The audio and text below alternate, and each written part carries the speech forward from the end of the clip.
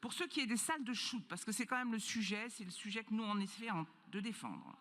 Voilà. Vous avez souhaité une expérimentation qui a été prévue sur 10 ans, entre 2015 et 2025.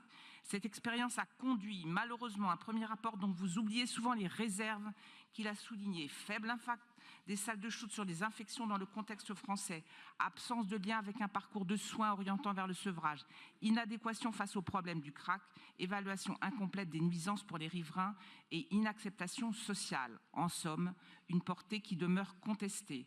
Un second rapport doit désormais être publié avant la fin de l'expérimentation. Mais que dire lorsqu'on sait que dès les premières années de l'expérimentation, vous étiez déjà empressé de demander la généralisation de ce dispositif. Preuve, s'il en est besoin, que ce projet s'inscrit avant tout dans une démarche idéologique. Vous assumez une position qui risque de banaliser l'usage des drogues, dont vous défendez d'ailleurs la légalisation pour certaines. Nous refusons à ce fatalisme. Nous ne voulons pas de ces salles qui ne soignent pas, qui ne répondent pas à des enjeux de territoire, à commencer par le crack, qui se répand de façon dramatique dans les quartiers du nord et de l'est de Paris. Nous n'acceptons pas l'abandon des toxicomanes à leurs addictions, comme nous n'acceptons pas l'abandon des riverains de la salle du 10e par la ville de Paris. Depuis l'ouverture de la salle, ils sont nombreux à dénoncer une dégradation de leur cadre de vie, scènes de consommation à ciel ouvert, intrusions, seringues au sol, nuisances sonores, errance, insécurité. Il faut les écouter.